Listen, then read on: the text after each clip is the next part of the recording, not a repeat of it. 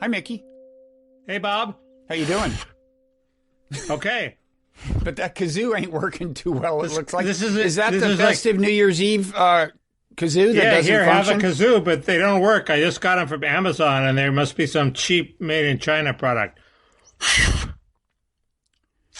Well, that's too bad, but at least your attire is up to the occasion, Mickey. That's no you're kidding. really dressed up for the New Year's Eve show. What the fuck with these kazoos? I think maybe it's time to give up on that front. We still have my own attire to signify the coming of the new year. It's a stark contrast. Perhaps you're happy about the coming of the new year. No, it isn't that. And I'm not. It's that last week you wore a coat and tie, and some people who didn't catch the beginning of the show and realized that it was a gag asked why you had outdressed me, and I vowed that you would not outdress me during the New Year's Eve show. And I assumed that since we referred to it as the Gala New Year's Eve show, you yourself might dress up just a little more. I didn't know the Gala. My heater isn't working, so it's very cold here. Okay. So I'm dressed like who are the guys from the North Country? Those jokers. Anyway, I don't know. But you know the great thing about Zoom, Mickey? Nobody can tell whether can you fill in that blank? Whether you're wearing your cummerbund. Oh. But Bob, are you wearing your cummerbund? You have no way of knowing. Can you show us? Well, if you must. He's wearing his cummerbund.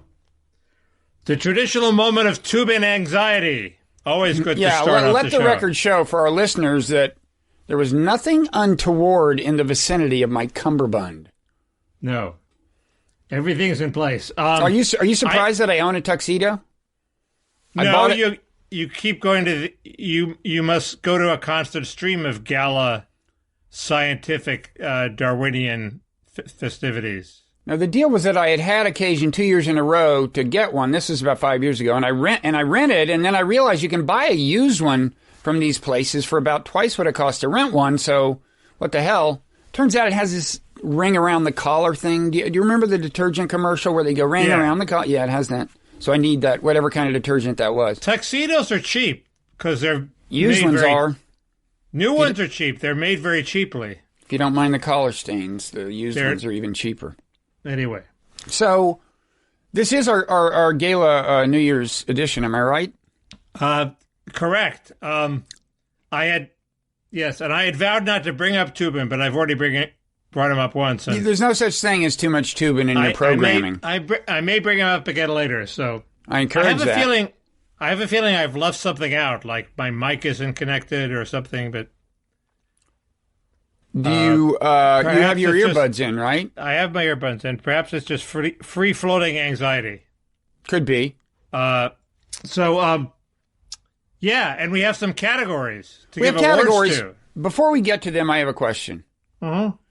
So the premise of some of the things we say about next year, which we will comment on as well as reflecting on this year, is that Joe Biden will be president. Now, is that a totally, because as you know, I spend more time than is healthy in the Steve Bannon ecosystem. And so, and today, they were sounding really revved up and confident that because of Josh Hawley or because of the Pennsylvania numbers?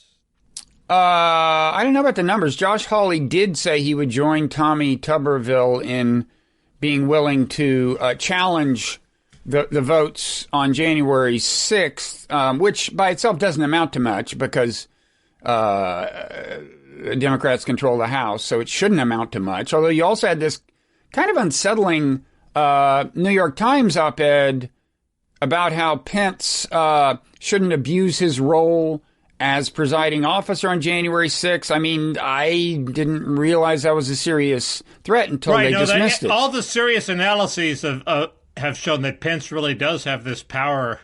Is that true? I think he has the power to throw out votes, but not to order new ones. Well, then he could throw out enough, he would need to throw out like 6 states unless he can sneak alternative delegations in through the back door, in addition to decertifying the Biden electors. I don't know. I assume that he won't do it, but I guess now, as the day approaches, it seems a livelier possibility. Scary. Well, also, the Bannonites are working to put pressure, first of all, popular pressure on Pence, but also on various state and local officials to do various things that might lend some modicum of credibility to Pence's doing that, right? Like getting state legislatures to do things at the last minute, even though I think it's far from clear that any of them has the power to decertify at this point. But some Republicans in Pennsylvania came up with some numbers that show that the votes voted were more than the votes submitted or something. And I think the Secretary of State had a pretty good rebuttal for that. So. No, I thought that was 100% bullshit. I mean, Rudy's been saying that, but according to David Korn, a piece he wrote in Mother Jones, Rudy was just getting mixed up between. The claim was that they sent out fewer mail-in ballots than they wound up counting. Well, that would be a problem. No, this is a different one, but this involved some counties hadn't filed, and that accounts for the missing votes. But this fit in with your theory that Republican legislators are coming up with these reports that Pence might use as an excuse. Oh, there's tons of them. But I don't think that's going to happen.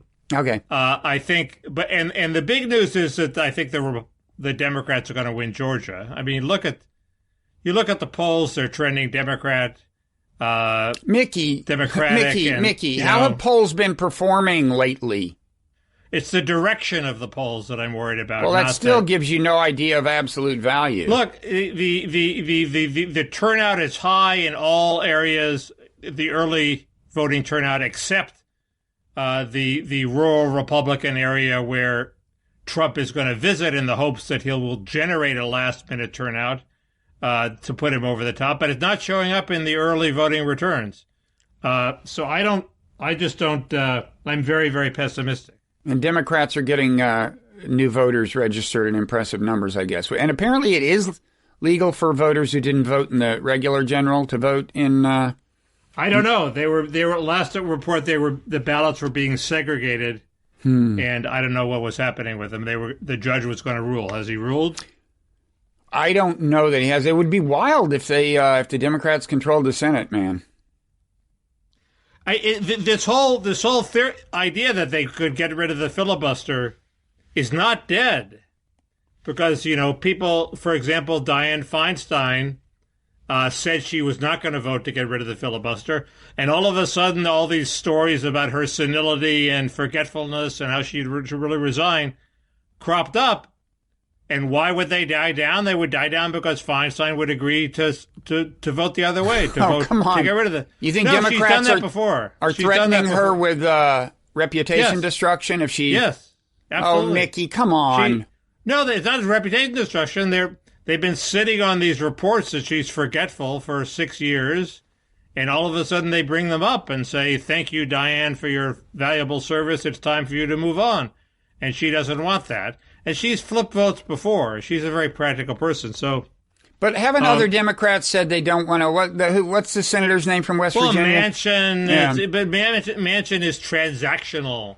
He'll if you make him a better offer, he'll go your way. So Manchin is a very weak reed to rely on. Well, I'll tell you. I mean, look, it seems to me that the Republicans have done sufficient norm destruction that the Democrats... I mean, I don't think the Democrats should go so far as to, pack the Supreme Court, but say a little lapse in the filibuster that allows D.C. to become a state, I'd be okay with that, I think. I wouldn't, but... there already is a lapse in the filibuster, which is the reconciliation. So I'm for this crazy rule, which nobody buys, which is impermanent changes shouldn't have a filibuster. Permanent changes like declaring war, destroying the environment, or letting in immigrants should be subject to a filibuster. Convenient. Mighty convenient for me, but or lifetime appointments to the court, but that's already gone by the boards. That reminds me, we should talk about your newsletter piece either here at the end or in the Parrot Room, depending on what time permits, because it It got published in Newsweek. You got a little co-publishing thing going there. Yeah, well, it'll come up in the year-end awards, I suspect. Oh, okay. Best newsletter? No, not quite. But that reminds me, I'm gonna. If we do give those awards, I'm gonna declare my newsletter the best newsletter. I'm writing that down so I don't forget. Okay. That wasn't my plan. So should we? This fucking kazoo. I mean, this cost me $8.99.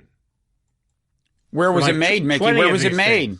A little CCP sabotage going on there, dude? I think so. That's why we're not giving them the 5G networks. Look at what they did to our kazoos. Anyway, the League of Democracies will take care of this. Okay. Carry on. Anyway, you're in the tuxedo. You're in charge. As presiding officer, I would like to begin by nullifying the electoral votes of all of the red states. No, okay, so we were both going to fill in the phrase, this was the year that, with a single sentence.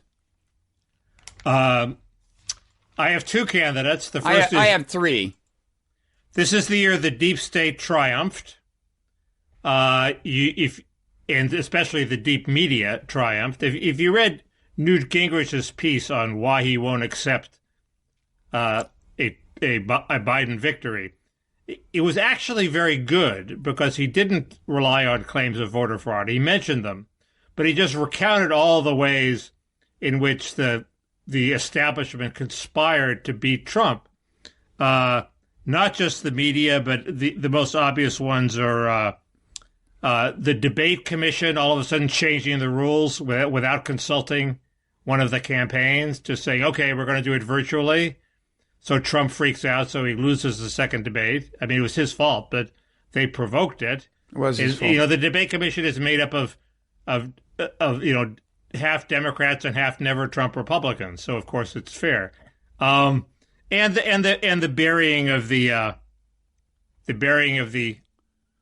Hunter Biden laptop story, and also Nancy Pelosi successfully putting off the checks until after the election, putting off the stimulus checks on some flimsy grounds that Trump could have called her on it. It's his fault again. You know, he should have been. Wait, you're saying that's a deep state thing? I'm saying letting Pelosi get away with basically putting off stimulus checks. Who let her get away with it? Now everybody, the media. Now everybody's Well, the media is them. not the state. Media. So the Hunter Biden thing isn't deep state either. I mean, you know, let's keep this stuff under control. Well, we need a new word for deep media, deep bench, deep establishment, deep media, deep establishment, deep something. But well, we've had this argument before. Obviously, the deep state and the media work hand in glove, Bob. Sometimes. And I agree that their sentiments were pretty much aligned on the Hunter Biden thing. Because look, Mickey, here's the thing. Do you not acknowledge that we are seeing now? I mean, do you not think that this Trump thing, I mean, I remember on election night, after he came out and said, this is rigged, it's blah, blah, blah, like at 2:30 a.m., I said, Mickey, this is like alarming. A president shouldn't do this. And you're like, no big deal. Have we finally gotten to the point where you're conceding it's kind of a big deal? He's gone too far. It's dangerous. It's bad for the country. Well, he's gone too far. It's dangerous. It's bad for the country. I do think it'll wash away pretty quickly. I don't think it's going to cause lasting damage. I think you're so wrong. But my point is, when you have a guy who is this aberrant and this dangerous and this bad for the country, yeah, the deep state kicks in. That's going to happen in any country. Elites are going to rally and try to squash him. The guy's dangerous. I'm not necessarily defending it. I'm just saying don't act surprised and offended. I mean, this would happen in any country. But the idea that the deep state actually existed and had power, remember when Chuck Schumer said it's bad to piss off the CIA has ways of getting back at you. I thought that was, I didn't think that was true. Apparently it is sort of true. And remember when Trump took office, we were promised, Hitler 2.0. We were promised. Well, now we are seeing a guy who was willing to subvert the Constitution to maintain power. We're seeing an irrational guy who you don't want 4 more years of. I'll give you that. and is trying to subvert, and is trying not an irrational guy, a rational but unhinged incompetent. Guy. Well, no, anyway, he is trying to subvert the Constitution. Right now, he's trying to subvert democracy at this moment. Well, no. Apparently, according to you, he's trying to use the January 6th mechanisms that are woefully under controlled to engineer an election victory that it would be deeply suspect. Well, okay, but I mean, the reason it would subvert democracy is because, as various people have pointed out, Tim Wu had a piece on this in the Times not that long ago. Norms are vital to the rule of law, and he's undermining the norms that sustain. He's undermining the meta architecture. I prefer actual rules of law to norms. Yeah, but it's just never quite set up that way. Well, I mean, this is just the Constitution being badly drafted. Well, okay, that's what I mean. The Constitution is not going to work 200 years after it's written, or however many years it is. He's not going to get elected president, and in a year, the damage will be water under the bridge. The question is, will he? So wrong. But go ahead. Anyway, and the question is, will he have faded by then? And we can talk about that. I think we talked about it last week. My second candidate, and my real nominee for This Was the Year, or do you want to do one of yours first? Oh, I'll do one of mine. Okay. My long-winded one was, well, we've kind of just covered it. The year that the year that a pandemic interacted with political polarization in ways that exacerbated both, comma. That itself is an interesting way to put it, I think, if you want to pause and, pat me on the back or anything. But I see you're drinking coffee, so I'll continue. The year that a pandemic interacted with political polarization in ways that exacerbated both and culminated in the president spending much of the post-election period seriously damaging the foundations of the American Republic. Bob, you're reading from a teleprompter like Joe I wrote Biden. that one down. It's long, and it's good. This has got Bartlett's potential. So I write these things down when they're that good. If they have exacerbated in them, they cannot have Bartlett's potential. Worsened. Okay. Better. So what's your next one? This was the year that... This was the year that the woke infiltration into the government, not just the universities, finally began to scare people, and the backlash against wokeism managed to gain some traction. As evinced by your latest newsletter, which we'll discuss later. I thought we were going to discuss it now, but anyway, Fine. Hey, you know what? You know what? I plugged it in in my newsletter, which is coming out, the Nonzero newsletter. Oh, thank you. It'll come out by the time this is posted. You'll see the traffic. We're big drivers of traffic. You probably plugged it in the course of trashing it. I wasn't that. There's perhaps a subtext of snide dismissal, but it's pretty subtle. But the key thing is that I linked to it. Key thing. No, it's not. The key thing is I can't wait for the snide dismissal. No, it's not. It's really subtle. The point is, we had this controversy over the distribution of the vaccine, and I was stunned that NPR for like a month before this issue came up was sort of haranguing people. Why aren't you going to distribute it by race? Give it to the underserved communities first. And then when the CDC Official Advisory Commission convened, they were obviously going to distribute it by race. Their own study showed that more deaths would be avoided if you gave it to old people first. But the old people weren't diverse enough, so they wanted to give it to the essential workers first, who were a little more diverse. And this wasn't just wokeism kicking some professor out of a university or costing James Bennett his job at the op-ed page of the New York Times. This is wokeism infiltrating the government itself on a question of life and death. And I just thought it just should be terrifying for New Deal liberals who want to, for example, expand government health care, which will be subject to these woke forces. So, there's going to be some government panel that said, well, we could pay for this treatment, But the people that would save aren't a very diverse group, so we're going to pay for this other treatment, which will save fewer lives, but it'll be a more diverse group. And who wants to subject themselves to that kind of woke influence? Nobody. So it's very subversive to attempts to expand government health care and Medicare for all and all those things, and also in other areas. But it's if you're a Democrat, you should want to squash this, strangle the baby in the bath, squash it in the crib. And I propose that Joe Biden is just the man to do it.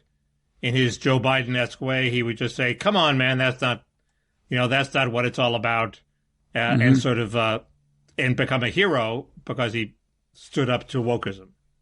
Another distinction between the James Bennett case and this one is that this one could affect how soon Mickey gets his vaccination. Not that I would suggest that accounts for your degree of alarm. I'm not suggesting that. Anyway, I live in Beverly Hills, Bob. We have ways of getting we have ways of getting the vaccines away from the people who live on the other side of town. There's like this guy's selling it on Rodeo Drive. It's like, hey, dude, want some vax?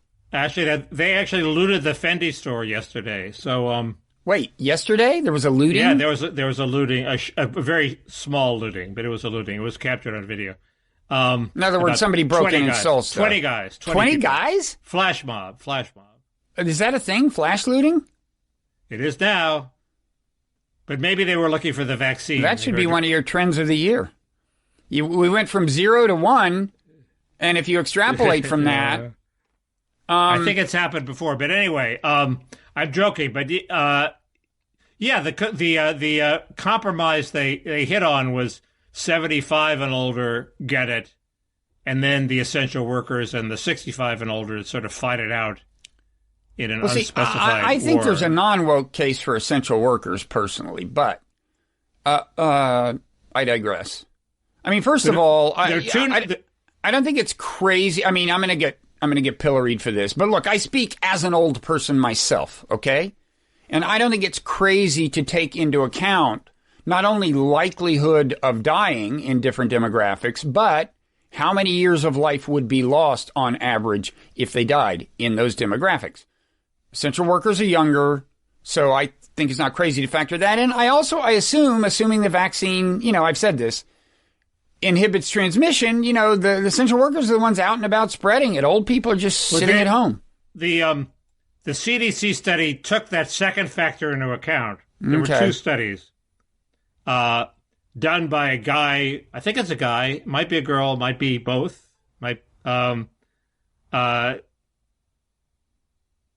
He did one study that assumed there was no transmission and vaccinating the older people saved many more lives, and then assumed there was transmission in the fashion you say, and still vaccinating the old people saved more lives, but it wasn't that many.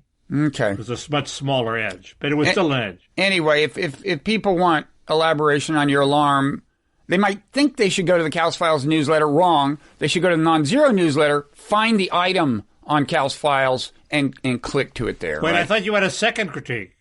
No? There was some second thing. The two were transmissibility and years of life. Well, and also they said it would just sort of restore normalcy to society faster if there's that. If the essential workers were but the that all those are fine. They didn't do that. They said they're more diverse, so we want them to live and kill some white people. Okay? But this is not going anywhere, right? That is not going to be the official rationale for a policy. Well, there was a half compromise, and states ultimately make the policy. This was just advisory, and some states, I think Tennessee, are going pretty woke, and the woke people are still at the CDC. They have their civil servants; they can't be fired. And this is just a start. The Ivy League colleges have been churning them out for decades, and they've managed to worm their way into the government. I mean, I feel I'm Joe McCarthy about it. I want to root them out. Root out the wokes. Are you now, or have you ever been woke? Yeah, absolutely. Well, okay. Good luck with that. Okay, well, that's my Okay, my next one. This was the year that. Now, this is a cliche, but let me give you my take on it. the year that the arrival of the future was accelerated. In other words, because of the pandemic, we started, working from home, doing all these things, making social use of Zoom and Skype in ways, we wouldn't have. I think that's true, but I think that means we will be ahead of where we would have been in 2 years, but not in 5 years. That's my view. So it will hasten the arrival of the immediate future, but not the further future. And as for the, other aspects of the future, like the death of actual movie theaters, I think that's going to get a kind of that is happening. But I think if we get to a point where the pandemic is dead, the first thing you'll see is a burst of commerce at theaters as people, want to revisit what they were denied of, and then they will resume their demise. But they'll have some good months if the pandemic ends in a clear-cut way. I'm starting to get vibes that the just the sheer cost of coping with the pandemic is forcing high-cost tax states to tax the rich more in ways that are chasing them all to Florida. That's why I need to do it at a national level, which I'm in favor of. I think this sort of vicious cycle has, people are moving to Florida, and, it's possible that all of, high tech will move to Austin and all of Wall Street will move to Florida. And that's a big change if it happens. Well, it is, because it could make Texas go blue. That Whereas too. It probably wouldn't change Florida. The only time I can remember something like that actually happening is when all the art dealers in Soho decided to move to this weird area near Chelsea. It's really into this horrible area that's sort of very unpleasant near the whatever that elevated walkway is called.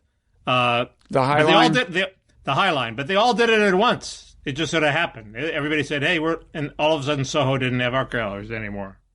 Well, isn't Chelsea where Google is? Yeah, it is. Google's everywhere. Also, Barry Diller's thing. So you want my final, this was the year that? Sure.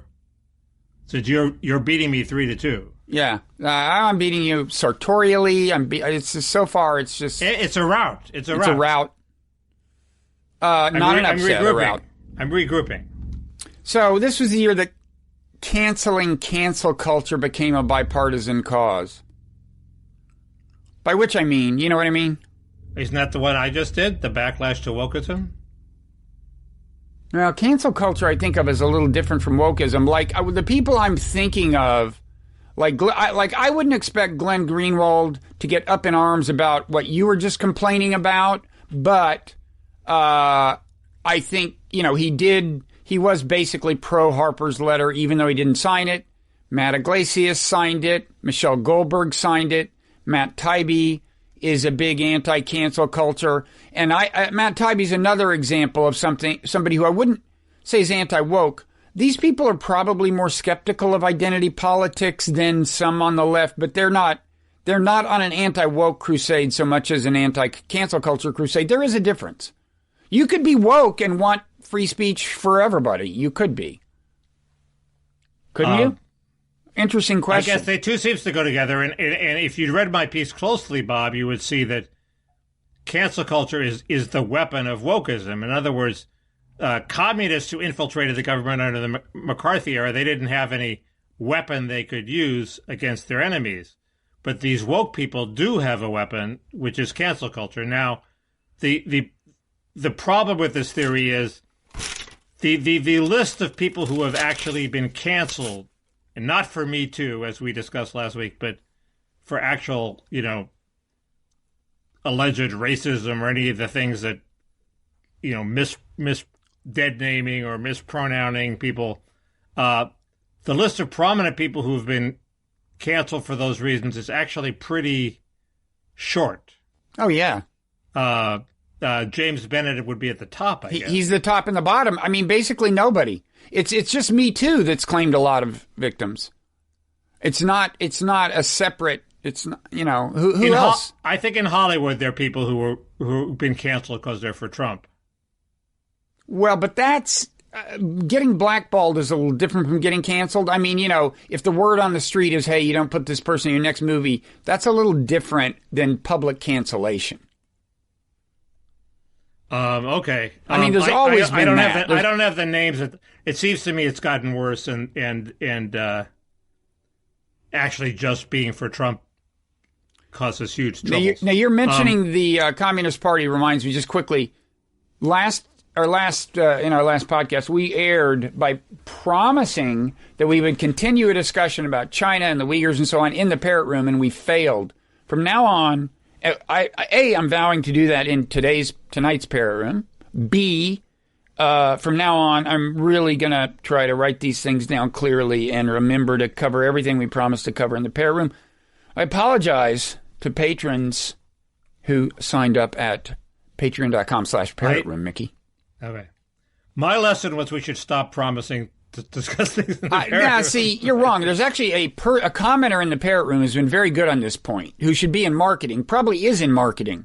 And they're saying, no, you should do exactly that. Not that I view this as a marketing endeavor. Not at all.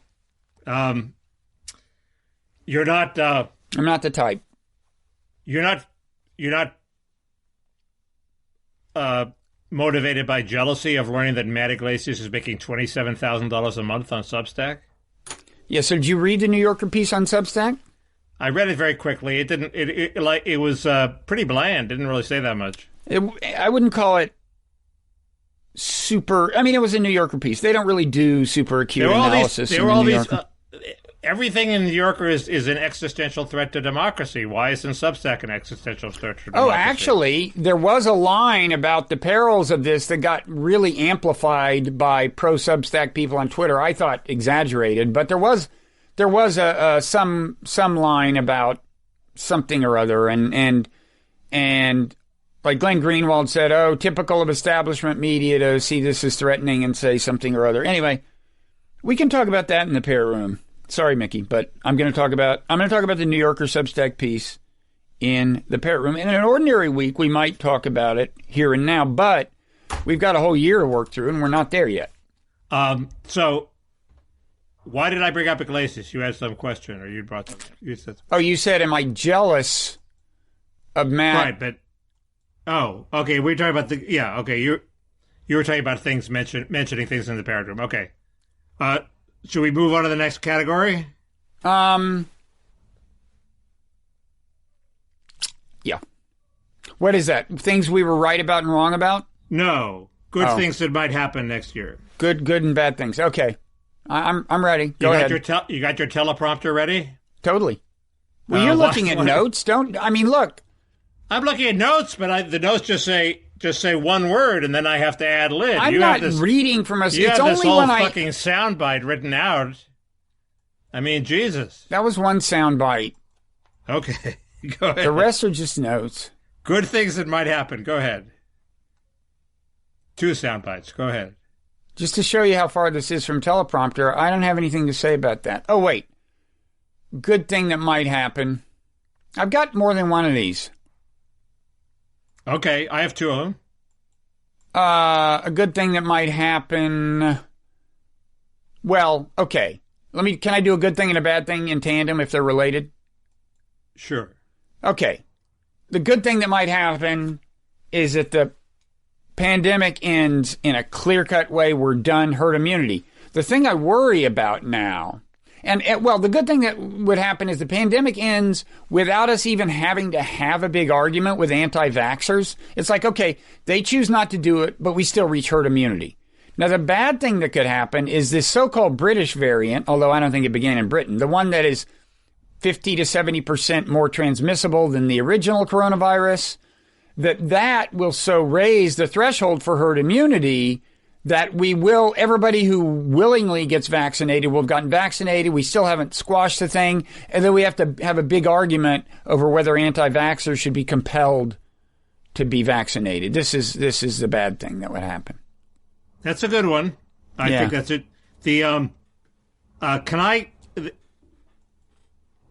this is something I can only mention here. I'm this Where new, can't you mention it if you can mention it here? Anywhere else.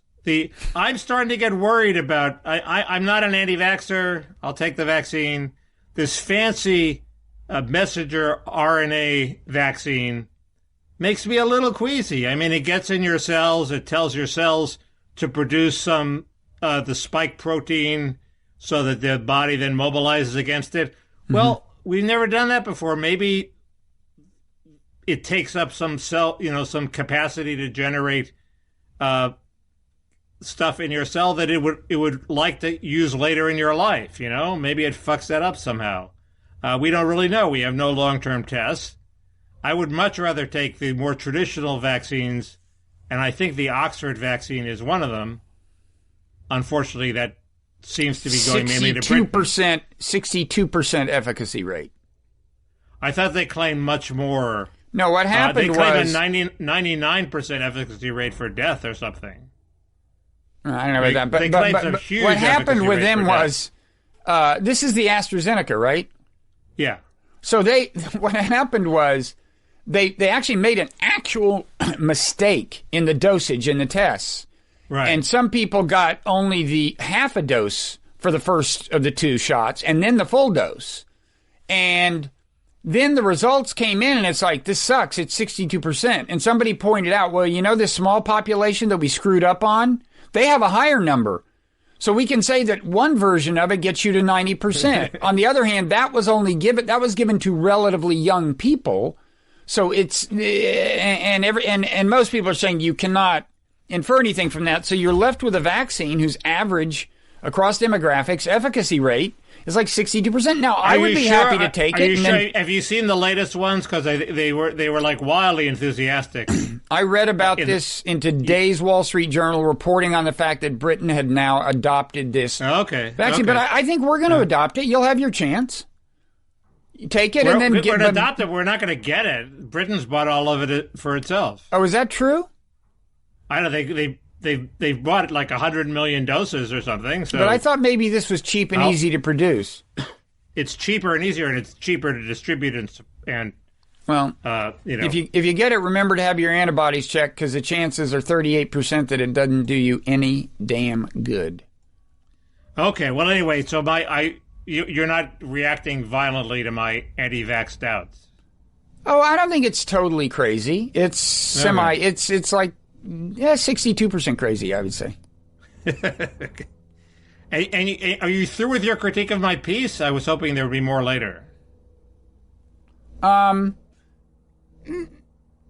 I was just characteristically Mickey in that it the things that threaten you most are like disease and immigrants, and this was disease, and so you got all up in arms about the prospects that your vaccination might be delayed by wokeism. And so you redoubled your efforts to extinguish wokeism everywhere you find it. Well, no, it was me as a traditional supporter of national health insurance and dismissing the conservative complaints that it gave government too much power.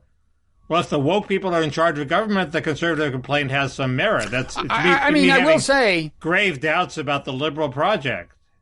I will say I am not in generally.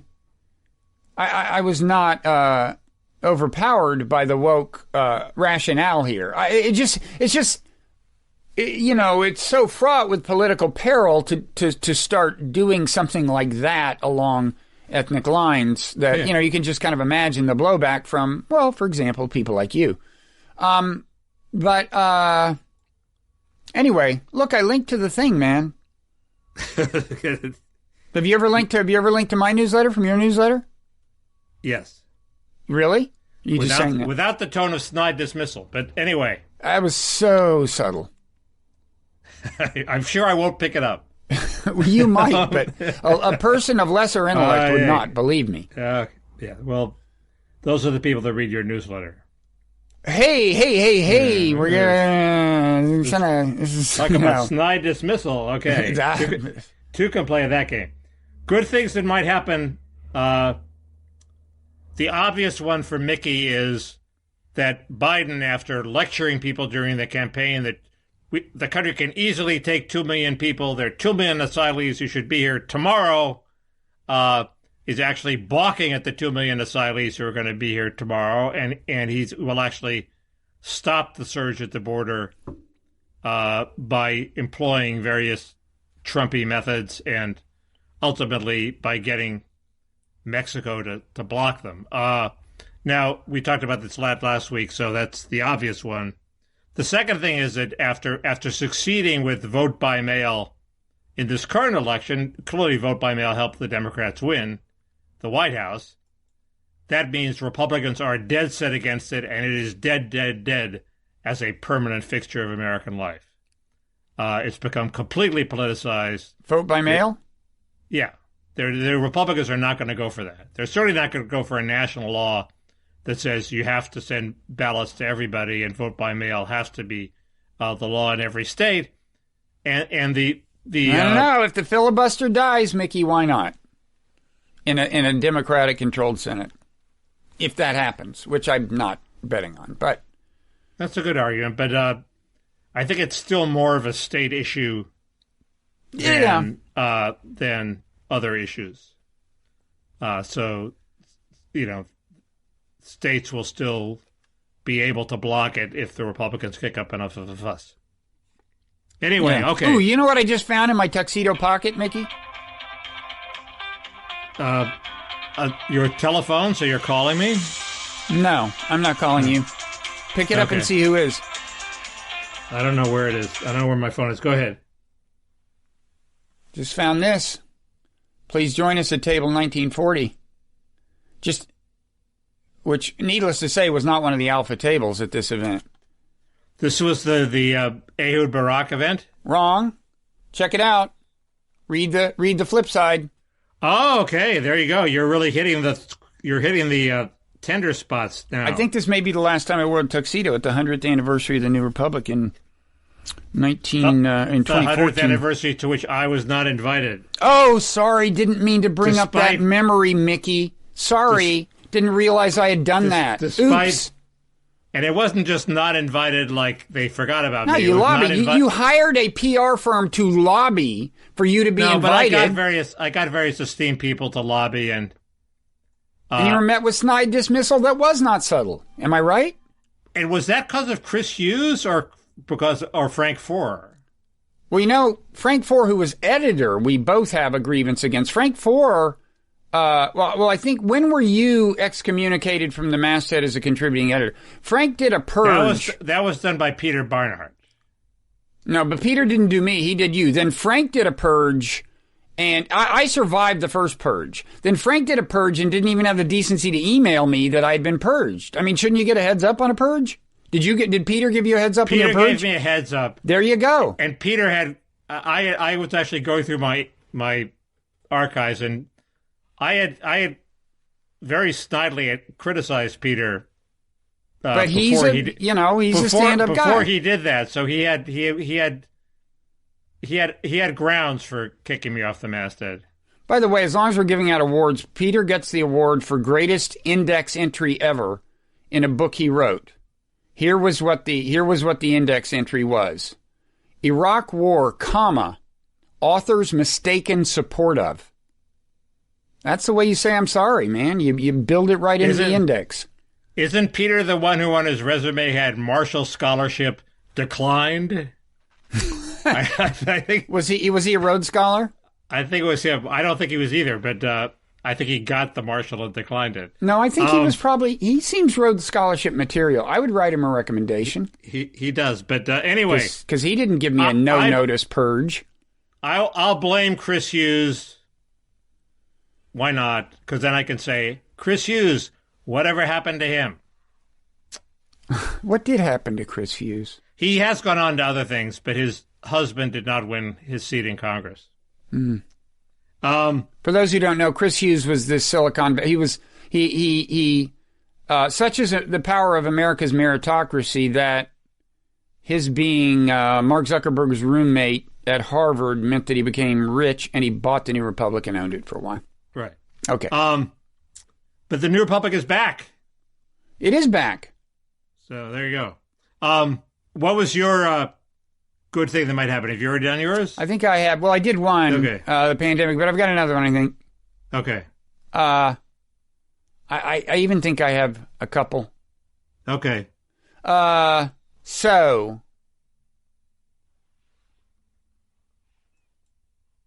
Okay, I have a couple of good thing, bad thing pairs quickly. Oh, one good thing would be that,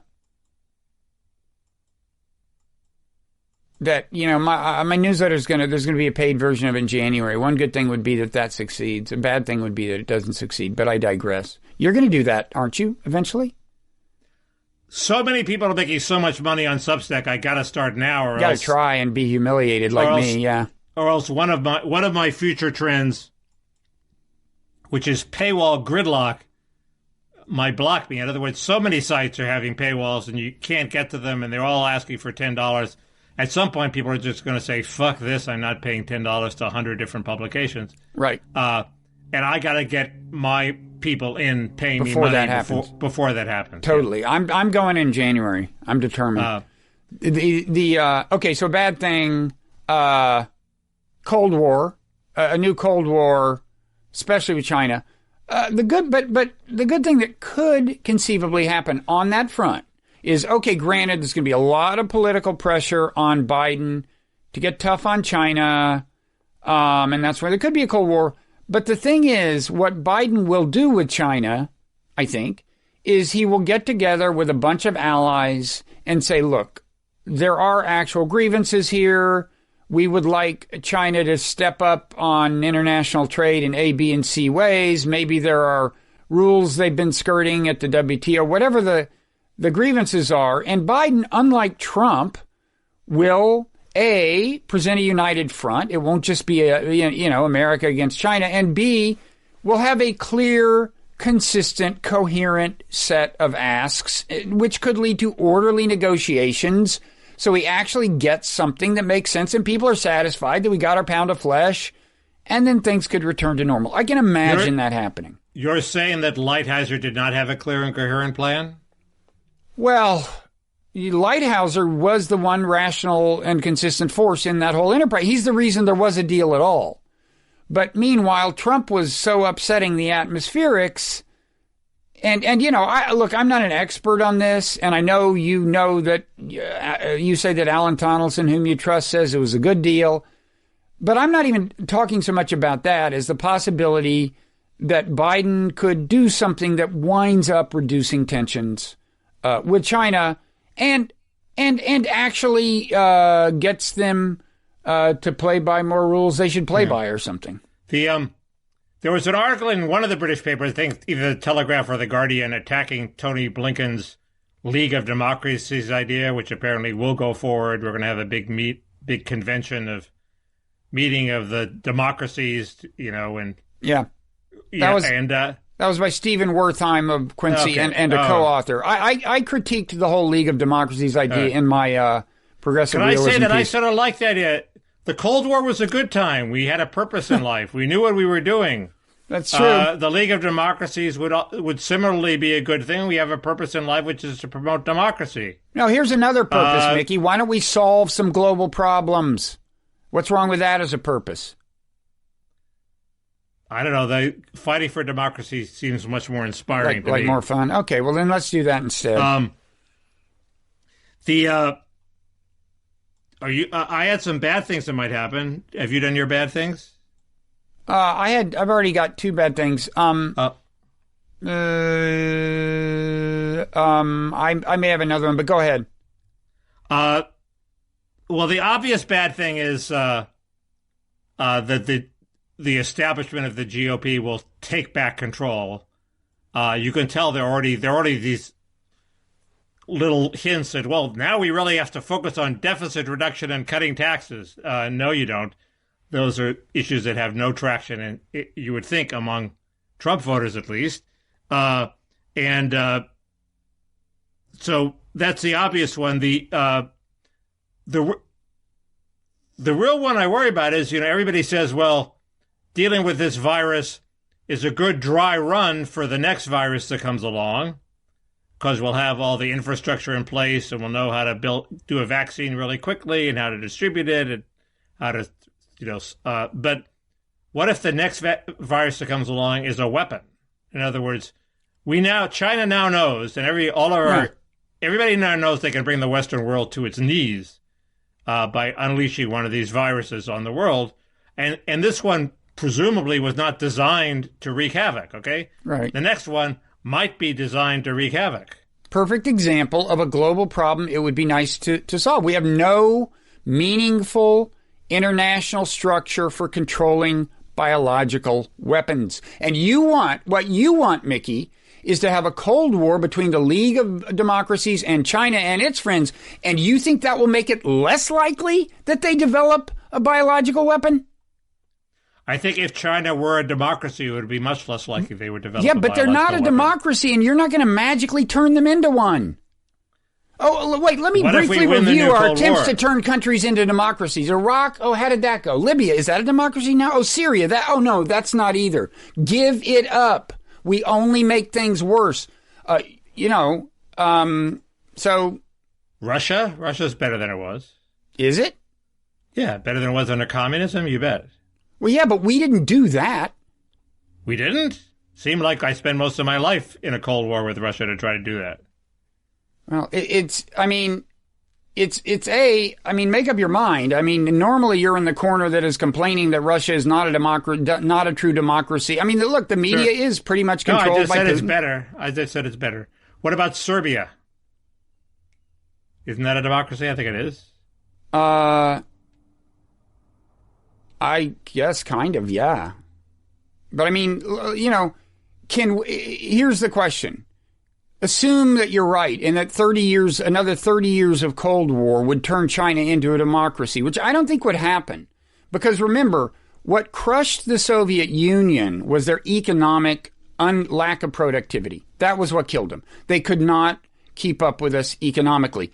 China is managing to, and it's surprising and disturbing, but they are managing to reconcile authoritarianism with prosperity. So they're not going to surrender on those grounds. But assume that magically they caved as soon as the Soviets did. So we got 2 or 3 decades left. Are you willing to put up with 2 or 3 decades during which they redouble efforts to develop a biological weapon instead of getting together with the nations of the world and producing, meaningful structures to control biological weapons? That's good. I don't understand how your traditional solution of intrusive inspections stops some mad scientist from developing a virus in the lab.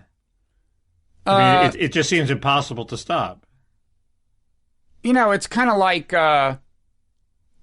hacking. I mean, the great hacks. When there's a great hack, they say, this must have been a state-level organization. This couldn't have been a guy in his basement. It's too good. Well, it's the same way with biological weapons. If you're going to design,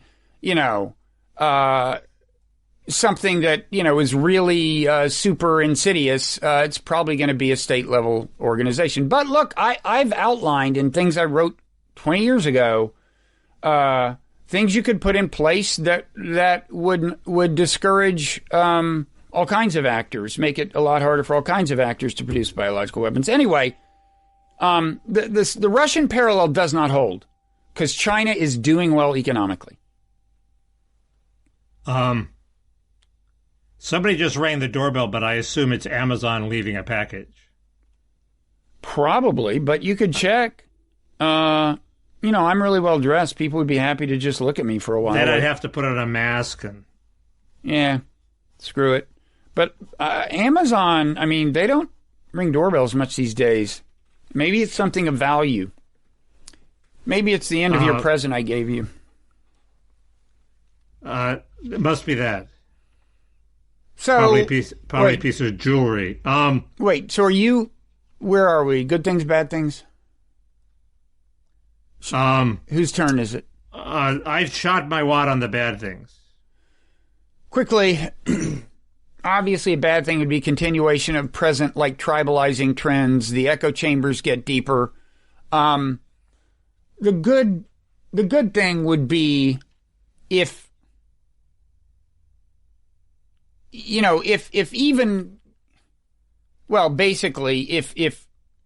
the tribes went global, and I'll just tell people to Google my Wired piece, Make Globalism Great Again. that I don't lays know, out his vision. How are the tribes go global?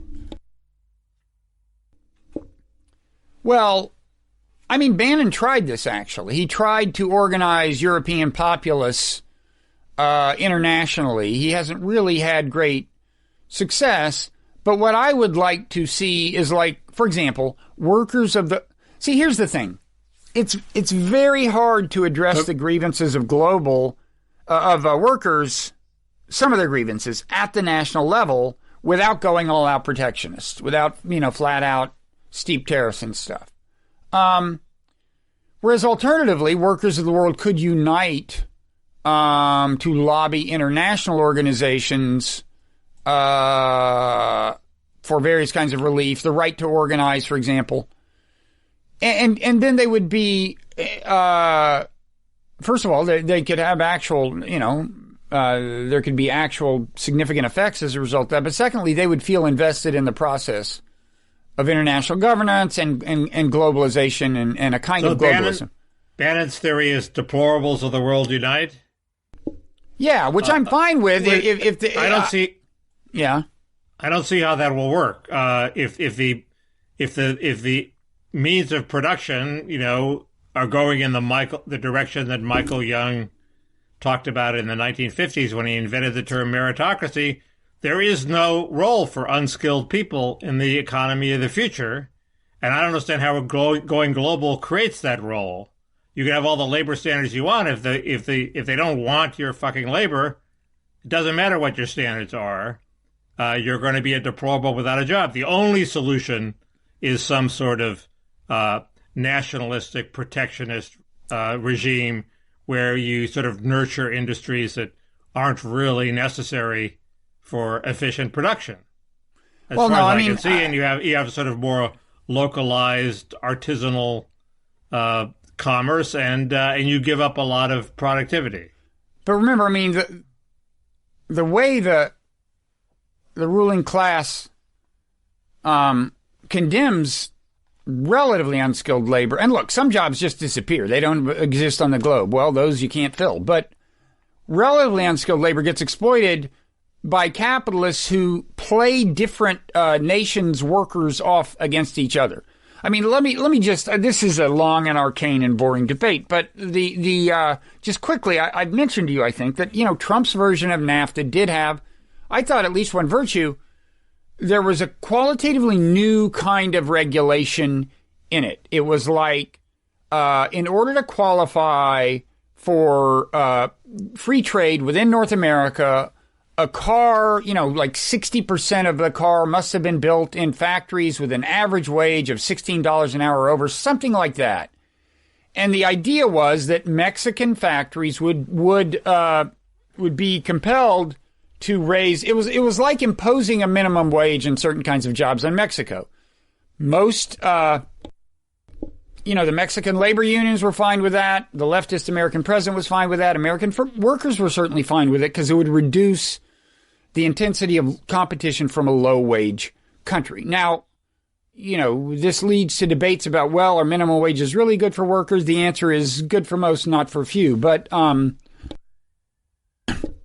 any event, that's the Cliff's Notes version. I'm almost certain nobody listening wants to hear more about this, but that's the kind of thing I want to see. This is the most important issue of our time. But okay, yes, but just as workers lobby national governments now for labor-friendly policies, there could be a day when workers internationally unite to lobby international bodies of governance, like the World Trade Organization. Autos will be built by machines and have no workers. How do they That's a separate problem, Mickey. Like I said, jobs that disappear. And by the way... But that is the problem of the deplorables. You're just defining it away. Wait, Mickey, I thought you were a Trump supporter. Trump basically denies that fact. He says the big problems are immigration and China. You just admitted something that's rarely admitted in Trumpist circles. A big part of the problem for American workers is automation. I've always admitted that.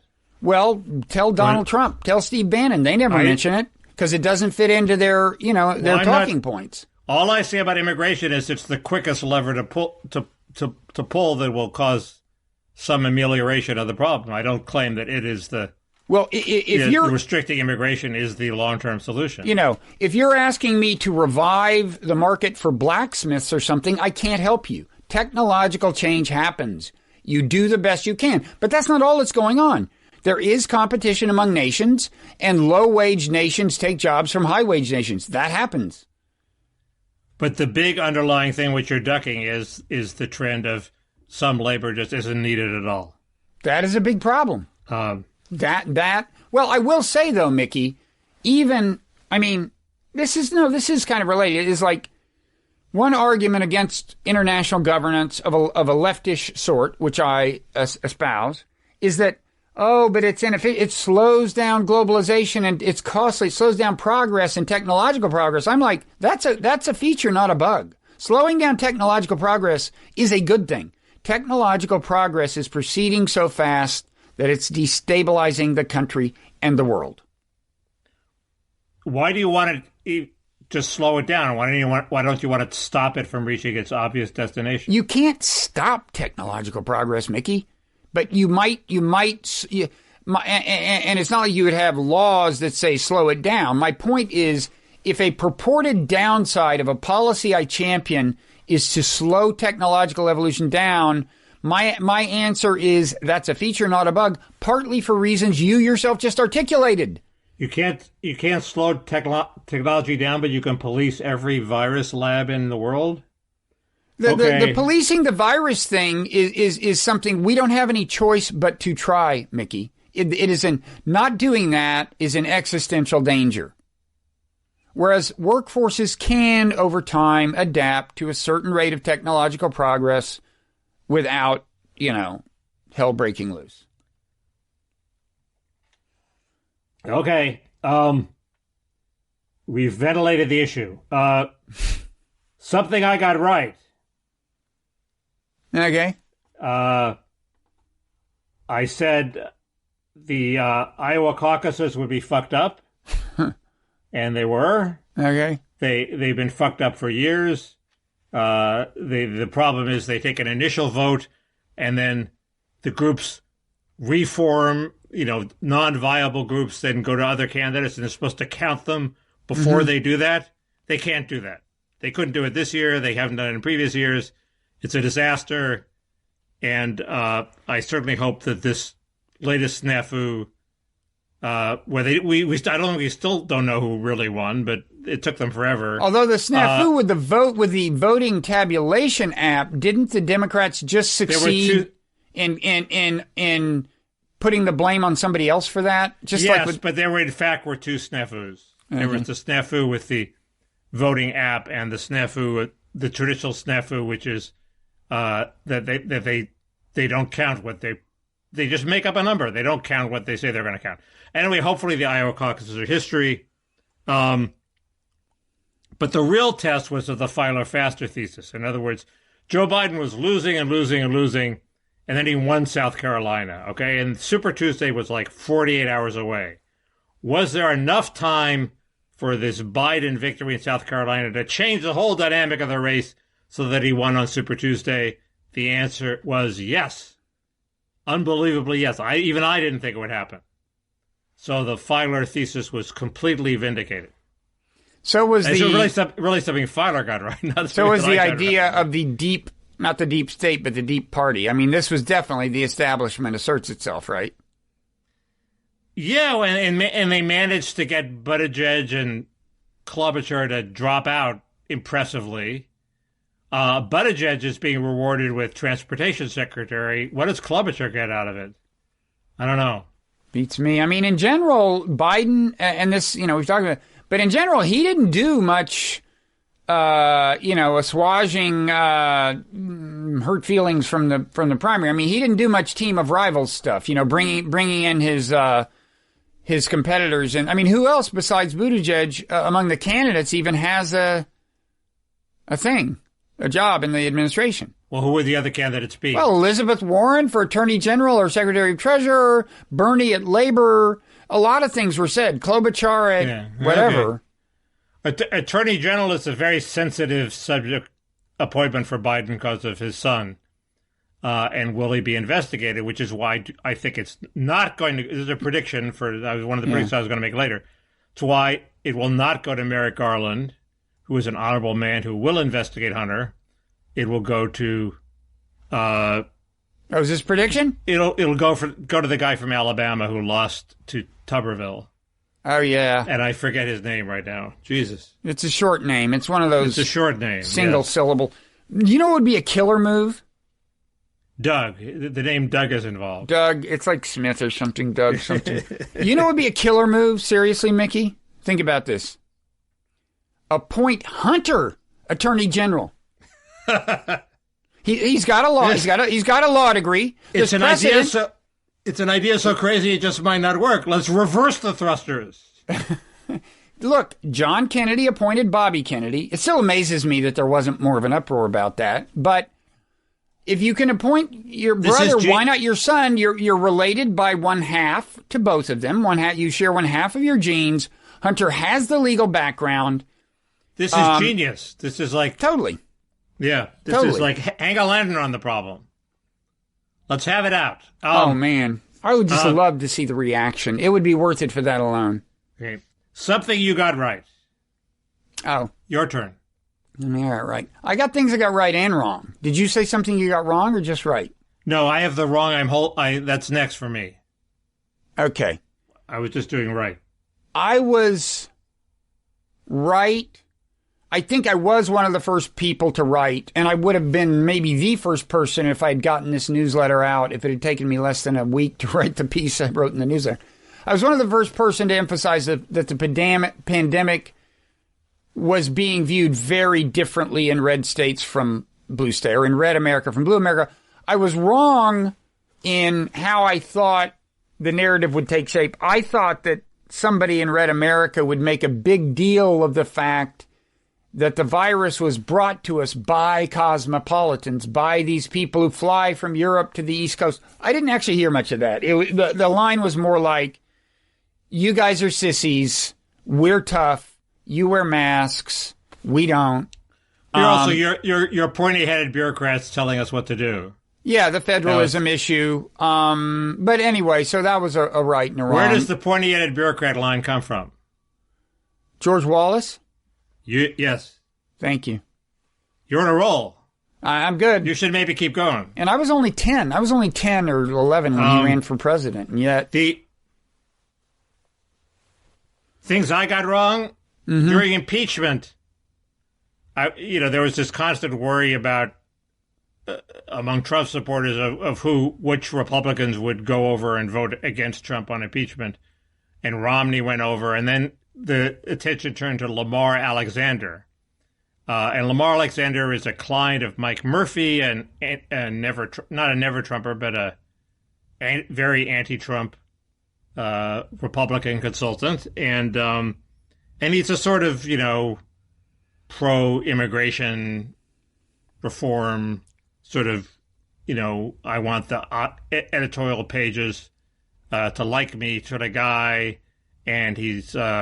He announced that he was reading John Meacham in order to prepare for this vote. Okay. So I thought, I'm going to talk about John Meacham in the parrot room. So I thought this is going to be terrible. And then he actually voted against impeachment with a very, very clear and concise statement that it should be reserved for serious things, and this just doesn't rise to the level. So I was completely wrong about Lamar Alexander. I predicted that he was every bone in my body said he was going to vote for impeachment. Anyway, it's big of you to admit that you were wrong. I mean, impeachment reminds me, New York Times, this piece I alluded to, where these guys arguing that Mike Pence should not abuse his role as presiding officer on January 6th.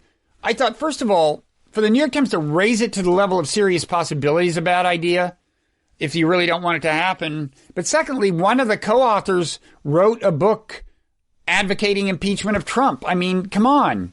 If you're going to have somebody, argue that Pence doesn't have the right to do this, why don't you not make it somebody who's already written a whole book arguing that Trump should be impeached? That just doesn't help his credibility. Who was this person? It's something like Neil Keitel or something, or Katyal, or I can find it. Oh, that guy, yeah. Yeah. So you have to do something you got wrong. Okay. Or did you do that? All well, no, I did one, but I'll do another. A right thing was...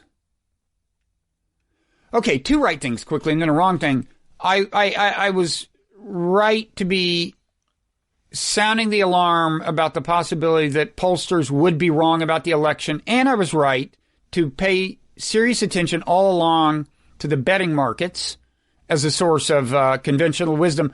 It's hard to rigorously test the question of who was closer to being right, the pollsters or the betting markets, but it's very easy to mount a pretty compelling argument that the betting markets did a much better job than the pollsters. And I think that's why Nate Silver is on a jihad against betting markets. He feels threatened, and he should. I was right. I was pretty ahead of the curve in sounding the alarm about Biden's seeming cognitive decline, like well before he announced for president, like it was a couple years ago. But I did, in a Twitter exchange over that a couple years ago, I predicted that he would have a kind of a fatal senior moment, like a senior moment so glaring that it would just do him grave political damage if he did run for president. That didn't quite happen. He had some pretty bad moments, but the deep state and deep media were pretty determined to overlook them once he had the nomination. And so I was wrong in thinking that the problem would be fatal.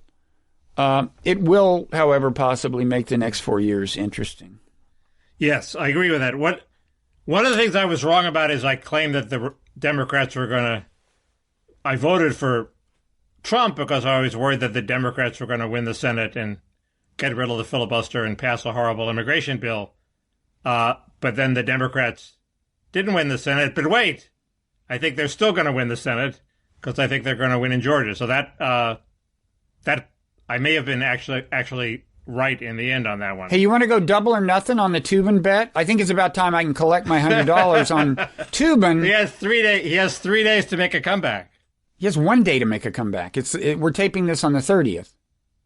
He has 1 day to show up on CNN. If he doesn't show up on CNN on New Year's Eve, you owe me $100. Really? Was it $100? Do you have that on tape? Yes, somewhere. And, okay, but here's your chance. Here's your chance. I will bet you. What if I pay you off in newsletter subscriptions? You have a life membership. So wait, I get like 1 billion subscriptions. You get a life membership. So no, let's double or nothing. I'm betting that the Democrats don't win both Senate elections. I'm not betting that on pundit grounds. I'm betting that superstitiously. I'm just betting against my hopes. So here's easy money. I'm not even thinking rationally. I thought we already made that bet. Oh shit! Well, we're both so old. For the same reason, I'm betting on my fears too. I'll make that bet. I don't think okay. So it's official. We now have another $100. You're betting both Democratic senatorial candidates will win in Georgia. Correct. Okay. Because the genius Karl Rove is in charge of the big Republican advertising campaign, and he doesn't want to emphasize the issues like immigration that might motivate the voters to go out to the polls because he's on the other side on immigration. But I think Trump is going to swoop down and do everything in his power to get them elected. You would think, but the question is, can he control himself? But I'll tell you, as of now, the Bannonites are still, giving Loeffler and Perdue hell and demonizing them to a pretty considerable extent because they are not stepping up enough. They're not. I guess it's that they have not vowed to join Tuberville and now Hawley in challenging the elections. Maybe that's what they want, in challenging the electoral vote thing. That's too bad because I think the administration would have been so much more successful if Bannon had stayed in power. I'll tell you, I do want to talk in the parrot room about. This is something I've learned. 2 things I've learned this year. Bannon is an even more skilled operator than I had thought, and he is more evil than I had thought. And I mean both of those things seriously, and we will get into So go ahead. Now, what else? Was there more I was right or wrong about? What's that? Oh, go ahead. I'm through. I'm through with all my categories. Go ahead. I'm done. I'm done with right and wrong. But weren't we? Anything else we were gonna? Any other categories we had? We were allowed to make awards just on our own that were not in any preset categories, and I have a bunch of them. Best and worst. I'm insufficiently in touch with American culture and politics to do that. But I will happily pass judgment on your nominees. I have a bunch of them. Okay. Best reporter. Nellie Bowles. That would be you. Oh, Nellie Bowles. Nellie Bowles of the New York Times. You know, constantly producing these anti-PC, well-reported reports about how there is an Antifa in Seattle. It is actually bankrupting a lot of small businesses. Insurance doesn't pay for it. I don't quite know how she's tolerated. She also does very funny. She does a pretty good job of snark. Of just kind of making fun of some little trend or something. I guess the only thing that, one of the things that keeps me from just really warming up to her is that she's Barry Weiss's lover. But that's okay. That's okay. It's okay. I did not know that. You didn't? I think it's still true. I think it's still true. I mean, they're open. They travel together and stuff. I suspected some same-sex action, but I did not know the identity of her girlfriend. If I'm wrong, they can both sue me. But well, I mean, not that it would be a bad thing to be the lover of either of them. I know a lot of great people who are friends with Barry Weiss. This is more than a friendship, but it's true. I would similarly, and I should, Barry Weiss is a wonderful person. People should read my Barry Weiss piece to get my. Just Google it. Me and Barry Weiss. There's only one place that'll lead you.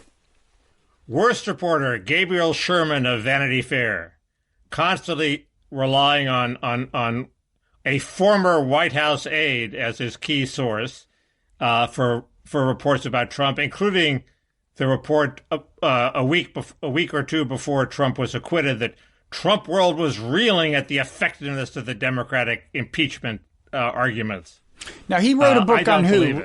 He wrote a book on Roger Ailes? He wrote a book on Roger Ailes that, A, took one of the most interesting men in the world and made him boring, and B, didn't get the story that he was sexually abusing his employees, and it came out right before Roger Ailes was Me Too'd. Yeah, but Ailes was keeping that kind of on the down low. I mean, he did, after all, make videotapes of women. Everybody knew about it. Did you?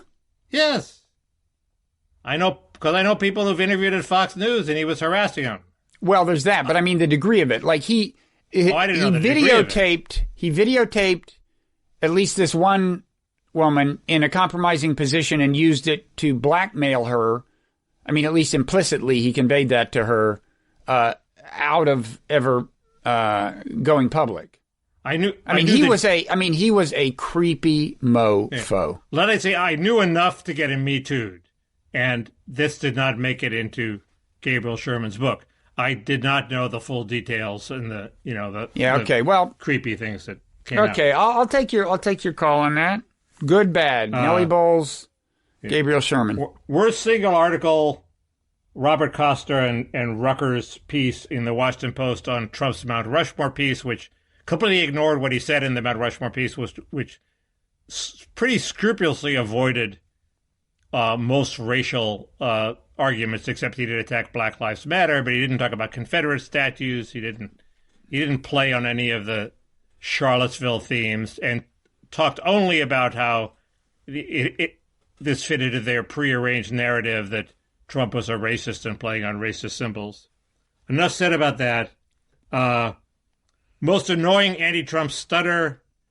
You would say it was Miles Taylor, the guy who revealed himself as being the anonymous author of that anonymous piece in the New York Times, and he said he was at the Department of Homeland Security resisting Trump, yet somehow he didn't resist Trump separating families at the border, the single most controversial and bad thing that Trump did, yet managed to maintain his full self-righteousness. And he's just look at the guy, he's a Ponce. But the real one is Chris Krebs, the head of the cybersecurity division who declared that this was the most secure election in history. How the hell does he know? He's not in charge of the state governments. All he's in charge of is securing it from foreign cyber attack. But yet he made a big show of getting his credit from the media for standing up to Trump, got fired from Trump, and then it was realized that he had failed to stop the largest foreign hack in the history of the country by Russia. Well, do you not at least give him credit for a skillful career move? Oh, totally. But it was annoying. Timing was perfect. And then he tried to extend his 15 minutes into 16 minutes by suing somebody who said he should be put up against a wall and shot, which I agree was a little extreme. But how do you have a lawsuit against that? I don't know. Okay. Actually, making terrorist threats is a crime in some states, at least. Threatening violence against someone is a crime, I think. In politics, saying somebody should be put up against a wall and shot if they're in the public, if they're a public figure. When I said that, I don't think you get away with that. Well, never mind. I won't repeat what I said. Yeah. I think my most unsayable truth. Is that an award? Mickey's most unsayable truth of the year? Yeah. And now Mickey is going to say it? That can't be. Both of those things cannot be true. No. I'm going to destroy my own award. You can't say it's Mickey's most unsayable truth and then say it. Okay. Well, I'm going to destroy the award. Rush Limbaugh, who is basically dying and is beloved by many people, was a huge factor in destroying Trump's presidency, because he was an early vocal advocate of it's just like the flu, and it's a Democratic plot to destroy your economy theory, and that influenced Trump in his early reaction to the pandemic, which cost him his presidency. I mean, it was a disaster. So I'm afraid Rush Limbaugh is to blame for destroying Trump inadvertently. And you can't say that because you can't say bad things about Rush Limbaugh at the moment. And yet you just said it. There you go. You continue to say the unsayable, Mickey, and my hat is off to you. My most annoying tweet was... A lot of competition for this title. What was it? This is annoying to me. Oh. I saw this thing where I think I talked where Dick Van Dyke was celebrating his 95th birthday. Mm-hmm. And I said, hey, I like Dick Van Dyke. I'll post that. And it was by several orders of magnitude, my most popular tweet. It got 500,000 views. And I get people who say, oh, hey, you're that Dick Van Dyke guy. Hey, so, you take your followers where you find them. That was really annoying. I'm not picky. Biggest point of jealousy that Matt Iglesias is making $27,000 a month. Not only that, but $250,000 loan from Substack. Was that a loan or advance? It was an advance. It was an advance. It was an advance against royalties. Yeah. Well, Substack made us a much smaller offer more than a year ago. Really? Like a year and a half, 2 years. Well, what they said was, if we were getting probably on Patreon maybe $2,500 a month or something. And they said if you move from Patreon to us and charge the newsletter, we will guarantee you, we'll keep paying you what you're getting on Patreon until your newsletter, So in other words, about 1/100th or 1,000th of what they gave Matt. But I'm not bitter. I had lunch with the Substack guy, Hamish McKenzie. Yeah, I've had conference calls with him. He's a great guy, but I'm not even sure he picked up the tab. He might have picked up the tab. I don't think so, though. I remember things like that. I would never forget something like that. An agent once invited me to lunch and then kind of like stalled until Jeez. Of course, actually, though, wait, was I a book editor at that? Who knows? Anyway. Yeah, you were supposed to buy him lunch, right? I'm trying to think. I don't think I was. I don't think I was. Greatest moment of Schadenfreude? Yeah? You think I'm going to say Jeffrey Toobin. I think you're going to say Jeffrey Toobin. But I'm not. Oh, really? What are you going to say? I'm not going to say Michael Bloomberg either, who had the moment of maximum chutzpah of the year when, as somebody who hadn't entered a primary, he wrote a memo saying all the other candidates who weren't Bernie Sanders should clear out of the race and make room for Bloomberg. And then he went and proceeded to humiliatingly lose. A lot of drum roll, Mickey. Who did maximize your shade? Ari Emanuel. Rahm Emanuel's obnoxious Hollywood agent brother who is head of, I believe, William Morris Endeavor agency. And what was the nature of his comeuppance? His IPO failed. He was supposed to go public and become really, really, really rich. And it failed, so now he's just really, really rich. You're kind of inviting the gods to make your paid newsletter model an abject failure, Mickey. Laughing at somebody's IPO is just kind of like, I wouldn't do that myself. I haven't even thought now about the IPO for my newsletter after it. No, that's stage goes 2, public. right? Yeah. Me too. The IPO is not until March. The paid model comes out in January. And finally, biggest non-event of the year. Yes. Impeachment. Remember that? I remember impeachment. It was a bad idea. I thought technically justified, but not a good idea politically. I thought bad on both counts. Well, I didn't think it was justified the way they justified it. Like, oh, you sabotaged our Russia policy. No, that's not the point. That's not the point. Anyway. Well, it was a total Ukrainian conspiracy, we have to fight Russia there, Bob, so we don't fight them here. Yeah, all that bullshit I didn't like. I just liked the more generic version of it, which is that he did use, rather than do what he was pretty much compelled to do by legislation he had signed, rather than do that, he withheld it as leverage to do something that he thought would work to his personal political advantage. I think that's like super bad. Just generically. The problem is now we know there was enough there in the Hunter Biden scandal to justify putting pressure on Ukraine to tell us what they had. Well, actually, no. The hard drive didn't bring much up about Ukraine. It's now they've changed the subject to China. We now have an insight into Hunter Biden's character, that we know he's the sort of person who would cut a sleazy deal with Ukraine. There's much more evidence on China, but you want to find out what Ukraine did. And the fact that it helps Trump is irrelevant. I mean, if it helps the interest of the United States. If you think you're going to get me to badmouth the guy who may be the next attorney general, Mickey, you're wrong. I'm staying on Hunter's good side.